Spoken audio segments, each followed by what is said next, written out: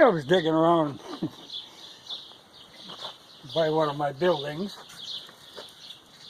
and I found this rig, and I thought I'd bring it up here and actually work on it. The motor is free on it, but I get this running again. What this was, actually, I used this to jump vehicles. You know, in winter, if I couldn't get something going, I could jump with this. It's a Chrysler alternator off God only knows what. And I see I got some kind of a resistor block wired in here. I have no idea what diagram I used. And I don't know what the thing was originally.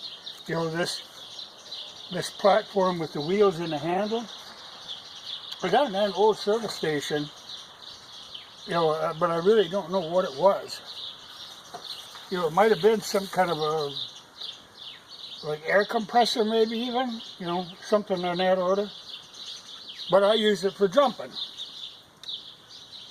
But I thought, well, I should, so this is fairly complete, this motor, and, you know, it was running last time I used it. Like I say, it's free, so.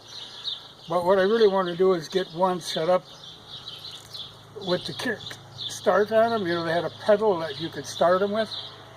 And I've got several of these old motors. I used to use them for a lot of stuff until I got the David Bradley. You know, then the David Bradley kind of served all these other purposes, so I didn't need to have all these other separate motors. It was easier just to keep the David Bradley running. You know, like this one here, you can see this part underneath here is actually the mount that goes on a pump jack for pumping water. And I used to use it. But then, you know, I could just drive the David Bradley over, throw it on, you know, belt on, and it would run. Same with the wash machine. You know, I had I think it's a Allison motor on it, a little, kind of like a Briggs, but kind of different.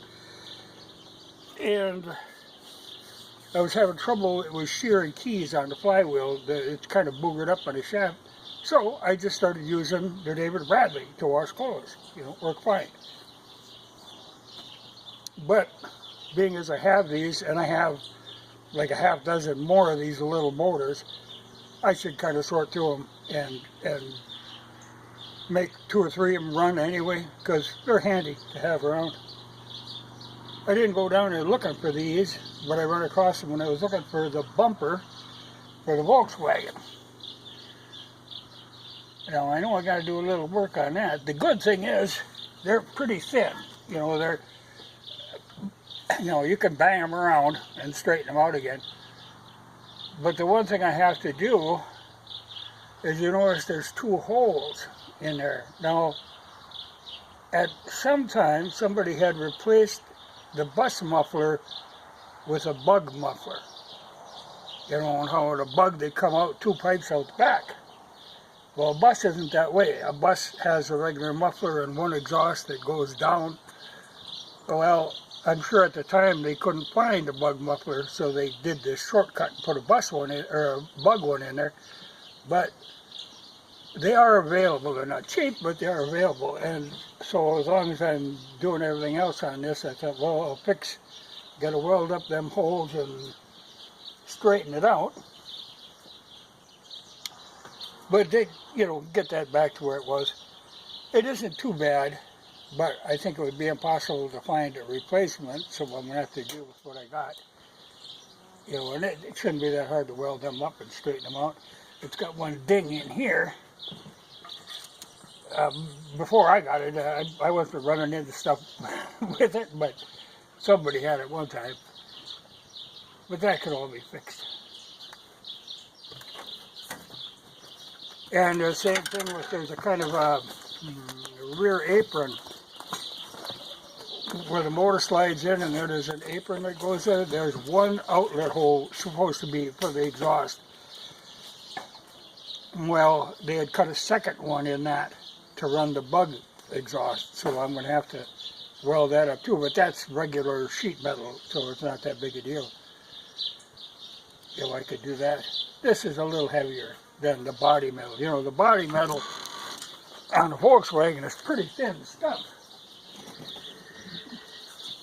You know, like this is that corner that I cut out of there. You know, it's thin. But I'm hanging on to these old parts. Just in case I need a little piece of metal here or there to match up. But look at that. And this is the replacement for it. You know, that's a thing of beauty. These are nice. I'm gonna see, there's a little rubber piece I got to get out of there. I don't know what they run up against, but it's there. But I got this cutting her apart, and I'm going to start welding it all back together one of these days. Then I got the motor cleaned up so I can, you know, I got the cases power washed, so I'm to the point where I can start putting that back together. But first I got to fix that corner and do that body work in that area, including that one metal piece, so I can get the motor to seal where it's supposed to seal. But I work on it now and again in the mornings when it's cool, but it was 90-something today, so it wasn't a good day for working. Good day for irrigating. Only got a lot of irrigating done. Was able to pump water on both gardens.